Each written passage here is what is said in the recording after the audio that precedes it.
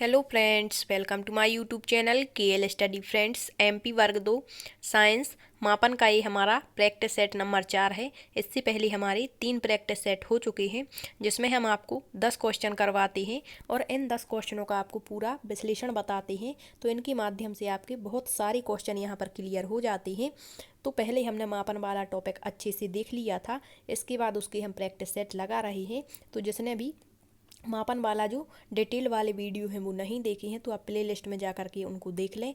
ब्रह्मांड वाला टॉपिक भी हमारा कवर हो चुका है और उसकी प्रैक्टिस सेट भी कंप्लीट हो चुके हैं, तो आप उनको भी वहाँ से क्लियर कर सकते हैं। ठीक है, हमारा तीसरा टॉपिक जो है केमिस्ट्री में आपके पदार्थ की विधियाँ जो होती हैं, पृथक्करण विधियाँ वगैरह, ये हमारा स्टार्ट है टॉपिक। तो इसकी भी लगभग 3 क्लासें हो चुकी हैं, तो आप वर्ग 2 साइंस की तैयारी बहुत अच्छे तरीके से यहाँ से कर सकते हैं। ठीक है, तो आइए देखते हैं आज के 10 क्वेश्चन, और यहाँ पर हम कुछ न्यूमेरिकल क्वेश्चन जो आपके गतिज ऊर्जा से बनते हैं उनको हम देख लेंगे, और बाकी जो अन्य क्वेश्चन बनते हैं मापन से वो यहाँ पर हम देखेंगे। तो यहाँ पर क्वेश्चन नंबर 31 से लिया है। तो क्वेश्चन है कि जब वायु का बुलबुला जल में ऊपर उठता है तो जो उसकी स्थितिज ऊर्जा होती है उस पर क्या प्रभाव पड़ता है। क्या जब वायु का बुलबुला जल में ऊपर उठता है तो क्या स्थितिज ऊर्जा पर कोई प्रभाव नहीं पड़ेगा? पड़ेगा, बिल्कुल पड़ेगा। ये तो गलत है। क्या स्थितिज ऊर्जा घट जाएगी या बढ़ जाएगी या फिर शून्य हो जाएगी? तो इसका जो करेक्ट आंसर है वो हो जाएगा आपका ऑप्शन नंबर बी। स्थितिज ऊर्जा क्या होती है? घट जाती है। अब देख लेते हैं कि ये स्थितिज ऊर्जा क्या होती है। मान के चलिए कोई वस्तु है, क्या है, कोई वस्तु है, तो उसकी एक विशेष स्थिति है, ठीक है। लेकिन जब हम अपनी तरफ से उस वस्तु की विशेष स्थिति में विकृत अवस्था मतलब दूसरे रूप में परिवर्तित करते हैं तो जो ऊर्जा उत्पन्न होती है उसी को हम क्या कहते हैं? स्थितिज ऊर्जा कहते हैं। तो यही बात यहाँ पर की गई है कि जब वायु का बुलबुला जल में ऊपर उठेगा तो जो उसकी स्थितिज ऊर्जा होगी वो विकृत हो जाती है और घट जाती है। ठीक है, तो इसका जो करेक्ट आंसर है वो आपका ऑप्शन नंबर बी हो जाएगा, स्थितिज ऊर्जा घट जाती है। अब यदि आप स्थितिज ऊर्जा पर जितने भी एग्जाम्पल बनते हैं यदि आप देखना चाहते हैं तो प्ले लिस्ट में जा करके एक वीडियो डला हुआ है गतिज ऊर्जा और स्थितिज ऊर्जा, वहाँ पर आपको पूरा अच्छे तरीके से बताया था। ठीक, अब देखते हैं नेक्स्ट क्वेश्चन कि एक वायुयान का वेग अगर दोगुना कर दिया जाए तो गतिज ऊर्जा क्या होगी। तो यहाँ पर आपको बस 2 बातें समझनी है। ठीक है, यहाँ कहा है कि वेग दोगुना कर दिया जाए तो गतिज ऊर्जा क्या होगी। तो सबसे पहले जो गतिज ऊर्जा होती है, काइनेटिक एनर्जी जो आपकी होती है वो होती है 1/2 mv²। तो यहाँ वेग की बात की है, यदि वेग 2 गुना कर दिया जाता है तो गतिज ऊर्जा कितनी हो जाती है? 4 गुनी हो जाती है। यदि वेग आधा कर दिया जाता है तो गतिज ऊर्जा 1/4 हो जाती है। ये याद रखेंगे। और यदि यहीं पर एक क्वेश्चन पूछ ले कि द्रव्यमान यदि 2 गुना कर दिया जाए तो गतिज ऊर्जा कितनी होगी, तो जो गतिज ऊर्जा होती है द्रव्यमान 2 गुना करने पर गतिज ऊर्जा भी 2 गुनी होती है और आधा करने पर आधी होती है। ठीक है, तो द्रव्यमान का असर नहीं पड़ता, लेकिन वेग 2 गुना करते हैं तो गतिज ऊर्जा 4 गुनी हो जाती है। वेग आधा करते हैं तो 1/4 हो जाती है। लेकिन जो द्रव्यमान यदि 2 गुना कर दिया जाए तो गतिज ऊर्जा 2 गुनी ही रहेगी, और आधा करने पर आपकी गतिज ऊर्जा द्रव्यमान आधा करने पर आधी ही रहती है। ठीक है, तो ये 2 बातें याद रखेंगे, यहाँ से क्वेश्चन बन जाता है। तो कहा है कि वायुयान का वेग की बात की है, वेग 2 गुना करेंगे तो गतिज ऊर्जा कितनी हो जाएगी? आपकी 4 गुनी हो जाएगी। तो ये दिया गया है यहाँ पर कि किसी वस्तु में उसकी गति के कारण जो कार्य करने की जो क्षमता आ जाती है उसे ही क्या कहते हैं? हम गतिज ऊर्जा, जिसे काइनेटिक एनर्जी कहते हैं। ठीक है, तो किसी वस्तु का यहाँ पर ये दिया है, किसी वस्तु का द्रव्यमान 2 गुना करने पर उसकी गतिज ऊर्जा क्या होती है? 2 गुनी हो जाती है। और द्रव्यमान आधा करने पर गतिज ऊर्जा कैसी हो जाती है? आधी हो जाती है। फिर नेक्स्ट दिया है द्रव्यमान की बात की है तो द्रव्यमान 2 गुना, गतिज ऊर्जा 2 गुनी, द्रव्यमान आधा, गतिज ऊर्जा आधी। और यदि वेग 2 गुना कर दिया जाए तो वस्तु की गतिज ऊर्जा 4 गुनी हो जाती है। वेग आधा करने पर गतिज ऊर्जा 1/4 हो जाती है। अब आप कहेंगे कि ये द्रव्यमान और वेग की ही बात क्यों की गई है? तो क्योंकि आपकी जो काइनेटिक एनर्जी का सूत्र होता है वो 1/2 mv² होता है। तो यहाँ पर जो m मॉस कहलाता है, जिसे हम द्रव्यमान कहते हैं, इसे किलोग्राम में व्यक्त करते हैं।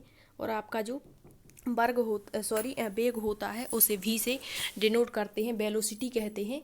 तो इसका जो SI मात्रक होता है मीटर पर सेकेंड होता है। नेक्स्ट क्वेश्चन दिया गया है, एक हल्की और एक भारी वस्तु के संवेग समान है तो गतिज ऊर्जा अधिक होगी, किसकी अधिक होगी, हल्की वस्तु की या भारी वस्तु की। तो इस पर भी आपको 2 क्वेश्चन बनते हैं, ठीक है। एक तो हमने पढ़ लिया आपका वेग और द्रव्यमान आधा दोगुना करने से, ठीक है। और एक बनता है कि एक हल्की और भारी वस्तु दी गई होती है, इनके संवेग समान है तो गतिज ऊर्जा किसकी अधिक होगी। और एक क्वेश्चन बनता है कि एक हल्की और भारी वस्तु की गतिज ऊर्जा समान है तो किसका संवेग अधिक होगा, ठीक है। तो एक दूसरे के विपरीत क्वेश्चन होते हैं। तो यहाँ आपको दिया है कि एक हल्की और एक भारी वस्तु के संवेग समान है, ठीक है, तो उनकी गतिज ऊर्जा किसकी अधिक होगी। तो इसका जो करेक्ट आंसर होगा वो होगा हल्की वस्तु की। अब देख लेते हैं कि हल्की वस्तु की गतिज ऊर्जा क्यों अधिक होगी। तो जिस वस्तु का द्रव्यमान कम होगा अर्थात हल्की होगी, उसी की गतिज ऊर्जा यहाँ अधिक होती है। और इसका उल्टा यदि कर दें तो जो वस्तु भारी होगी उसका संवेग अधिक होता है, ठीक है। अब आपको जब पता होगा कि ये द्रव्यमान क्या कहलाता है, तो ये आपको बता चुके हैं। द्रव्यमान मतलब मान के चलिए कोई आकृति है, वो जितना स्थान ग्रहण करती है वो उसका द्रव्यमान होता है। और द्रव्यमान को जो हम मापते हैं उसकी इकाई जो होती है वो किलोग्राम होती है, ठीक है। अब यहाँ पर क्या दिया है कि जिसका मतलब जो वस्तु छोटी है, छोटी जगह घेरेगी, ठीक है, और इसकी जो गतिज ऊर्जा होगी मतलब ये अधिक वेग से गति कर पाएगी। इस कारण से हल्की वस्तु की गतिज ऊर्जा जो है वो क्या होगी, अधिक होगी। नेक्स्ट है क्वेश्चन, एक हल्की वस्तु और भारी वस्तु है, इनकी गतिज ऊर्जा समान दी गई है तो संवेग किसका अधिक होगा। तो इसका करेक्ट आंसर हो जाएगा ऑप्शन बी, भारी वस्तु का।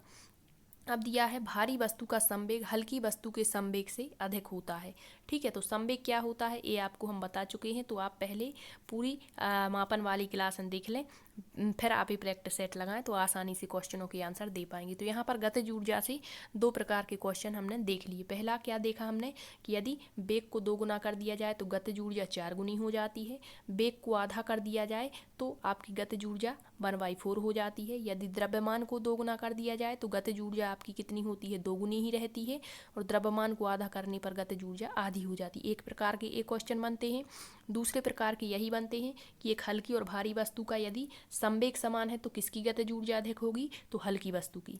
यदि गतिज ऊर्जा समान है तो किसका संवेग अधिक होगा, तो भारी वस्तु का, ठीक है। तो ये 2 प्रकार हो गए। अब हम देखते हैं आपका जो क्वेश्चन बनता है न्यूमेरिकल गतिज ऊर्जा पर, वो बनता है जैसे 4 किलोग्राम द्रव्यमान की एक वस्तु 20 मीटर प्रति सेकंड की चाल कह दें या वेग कह दें चल रही है तो गतिज ऊर्जा क्या होगी। तो यहाँ पर जो है इसका जो करेक्ट आंसर होगा वो होगा ऑप्शन नंबर ए, 800 जूल। अब हम आपको इसका एनालिसिस बता दें कि कैसे ये हम सॉल्व करेंगे। तो सबसे पहले जो आपकी गतिज ऊर्जा होती है उसका सूत्र क्या होता है, काइनेटिक एनर्जी, इसको इंग्लिश में बोलते हैं। तो काइनेटिक एनर्जी बराबर होता है 1/2 mv², ठीक है। अब यहाँ पर आपकी जो किलोग्राम द्रव्यमान दिया गया है कितना, 4 किलोग्राम। तो यहाँ जो m होता है आपका वो क्या कहलाता है, द्रव्यमान कहलाता है। और इसे किस में मापते हैं हम, किलोग्राम में। फिर v क्या कहलाता है आपका वेग, जिसे वेलोसिटी कहते हैं। और इसको मापते हैं मीटर प्रति सेकंड, मतलब इसकी इकाई होती है मीटर पर सेकंड। और आपकी जो काइनेटिक एनर्जी वगैरह है तो इसको जूल में मापते हैं, ठीक है। तो ये तो आपको पता होगा। अब इसमें मान अपन को पुट करना है। तो काइनेटिक एनर्जी जो होता है इसको केवल के भी लिख सकते हैं। तो काइनेटिक एनर्जी बराबर 1/2। अब द्रव्यमान कितना दिया है, 4 किलोग्राम। और आपका वेग कितना दिया है, चाल को ही वेग मानेंगे तो 20 मीटर पर सेकंड। और यहाँ क्या है, v² है तो 2 बार 20 लिखेंगे, 20 गुणित 20 कर देंगे, ठीक है। अब यहाँ 2 से 2 बारे में ये 4 कट जाएगा और इसका हम मल्टीप्लाई करेंगे 20 × 20 × 2। तो कितना निकल करके आ जाएगा आपका 800 जूल निकल के आएगा। क्योंकि आपकी जो गतिज ऊर्जा या जो ऊर्जा होती है उसको हम जूल में मापते हैं तो राइट आंसर 800 जूल हो जाएगा। आप ये देख सकते हैं, वही सारी चीज़ें यहाँ पर आपको बताई हुई हैं, ठीक है। ये सूत्र है, m द्रव्यमान कहलाता है, मॉस जिसे कहते हैं। और इसको किलोग्राम में मापते हैं। वेग जो चाल या वेग मीटर पर सेकंड में, और ये 20 दी गई है। और ये आपका सूत्र होता है, इसमें मान रखेंगे तो आपका 800 जूल निकल करके आ जाएगा। तो यहाँ तो आपको गतिज ऊर्जा ज्ञात करनी थी।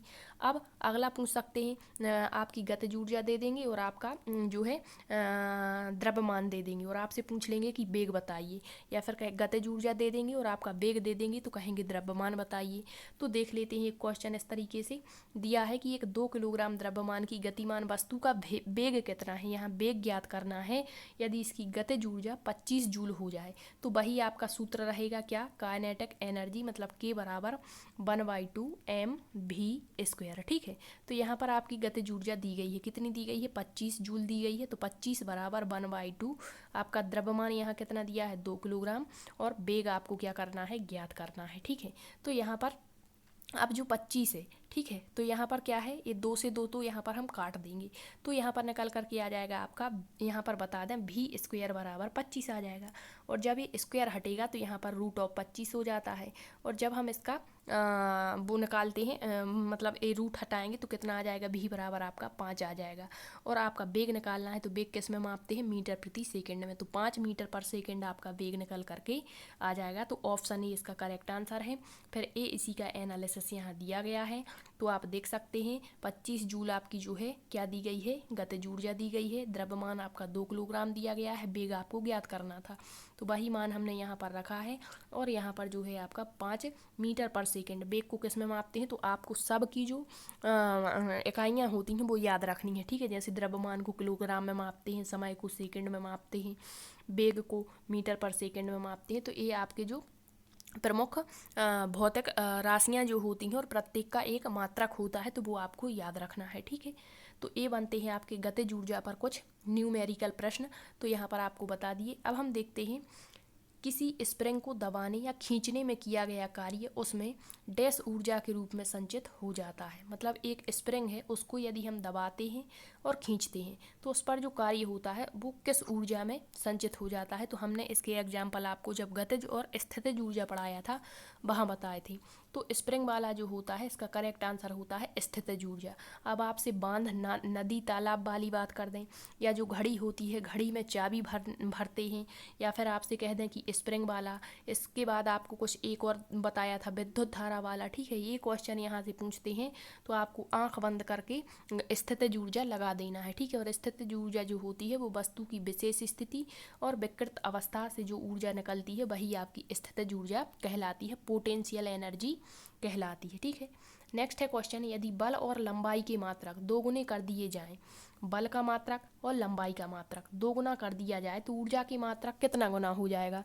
तो यहाँ पर आपको पता होगा जबकि बल और लंबाई का मात्रक होता क्या है और ऊर्जा का मात्रक क्या होता है, तो आप इस पर वैल्यू पुट करके भी इसका आंसर दे सकते हैं। ठीक है, तो बल का मात्रक क्या होता है हमारा, न्यूटन होता है, और आपकी लंबाई का मात्रक क्या होता है, मीटर होता है, और आपकी ऊर्जा का मात्रक क्या होता है, जूल होता है, या कैलोरी में भी इसे व्यक्त करते हैं। ठीक है, कैलोरी होता है। तो जैसे न्यूटन है तो 1 न्यूटन का बल है, या 2 मान के चलें। ठीक है, तो 2 न्यूटन बल है, और आपको इसका जो करेक्ट आंसर होगा वो आपका 4 गुना होगा। ठीक है, अब यहाँ हम आपको बताते हैं थोड़ा सा कि जो कार्य होता है, कार्य बराबर क्या होता है हमारा, कार्य जिसे हम W कहते हैं, वर्क बराबर होता है बल गुणा दूरी। क्या होता है, बल गुणित दूरी। तो यहाँ कहा है कि बल और दूरी, दूरी को हम लंबाई कहेंगे, और लंबाई को मापते हैं मीटर में, और बल को मापते हैं न्यूटन में। ठीक है, न्यूटन में। तो जैसे हमने मान के चलिए 2 है बल हमारा, और दूरी भी हम 2 मानेंगे, तो इसको 2 गुना कर दें, बल को क्या कहा है 2 गुना कर दें, तो इसका 2 गुना 4 हो जाएगा, और दूरी को भी हम 2 गुना कर दें तो 4 हो जाएगा, और इसका मल्टीप्लाई करेंगे तो कितना आ जाएगा, 4 चौको 16 आ जाएगा। ठीक है, और ये भी हमारा 2 है, तो 2 से कितना गुना है, कितना गुना है, 4 गुना है। ठीक है, सॉरी यहाँ पर थोड़ा सा मिस्टेक है, तो ये ऊर्जा बताना है हमें, तो ये तो कार्य निकल करके आता है, तो कार्य निकल करके जब आता है, सॉरी यहाँ हमें मल्टीप्लाई नहीं करना पड़ेगा, केवल वही निकल करके आ गया था जो 4 आया है। ठीक है, जैसे हमने कहा बल गुणा दूरी, तो ये 2 और 2 कर देंगे तो 2a है और 2a है, तो यहाँ पर 4 आ जाएगा, और यही हमें बताना है कि जो है आपका ऊर्जा का मात्रक कितनी गुना हो जाएगा, तो 4 गुना हो जाएगा। ठीक है, थोड़ा सा यहाँ पर मिसअंडरस्टैंडिंग हो गई थी। नेक्स्ट है आपका कैलोरी का बिम्मीय सूत्र क्या है, तो ये बिम्मीय सूत्र आपसे पूछ लेते हैं। तो जो कैलोरी होता है इसका बिम्मीय सूत्र ML2T2 होता है। अब ये आपको निकालना बताया था कि कैसे निकालते हैं। मान के चलिए यहाँ पर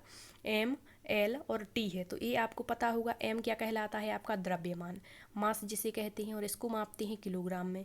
फिर L क्या कहलाता है आपका, तो L कहलाती है लेंथ, लंबाई, लंबाई को किस में मापते हैं, मीटर में।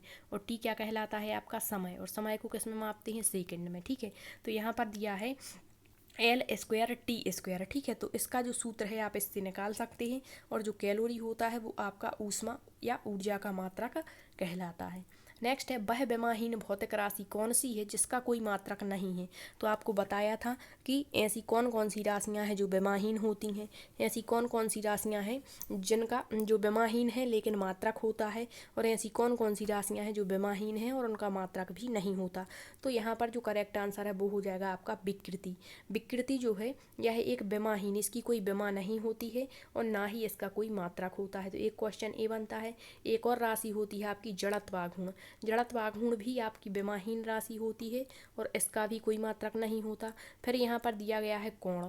तो जो कोण होता है यह एक है तो विमाहीन राशि लेकिन इसका मात्रक होता है। ठीक है, तो इतने क्वेश्चन आपको याद रखने हैं, मतलब आपको समझने हैं। इस पर क्या क्वेश्चन बन सकते हैं, थोड़ा सा डाटा चेंज करके पूछ लें तो आपको आसानी से आंसर लगा देना है। ठीक है, अब जो विकृति होती है, विकृति बराबर होता है लंबाई में परिवर्तन बटा में होता है प्रारंभिक लंबाई, ये इसका सूत्र होता है। ठीक, तो आपको क्लास कैसी लगी आप कमेंट्स में ज़रूर बताएं, और यदि आपको कोई क्वेश्चन समझ नहीं आता है या फिर थोड़ी सी मिस्टेक हो जाती है तो नेगेटिव कमेंट करने से अच्छा है उस पर आप फोकस करें और स्वयं से उसे करने का प्रयत्न करें। ठीक है, और अधिक से अधिक मेहनत करें ताकि आप अच्छे तरीके से तैयारी करके और आप पात्रता परीक्षा में क्वालिफाई हो सकें, ताकि आपको चयन परीक्षा देने का मौका मिले। ठीक है, यदि आपको सेशन पसंद आया है तो सेशन को शेयर जरूर करें, लाइक करें, सब्सक्राइब करें। Thank you.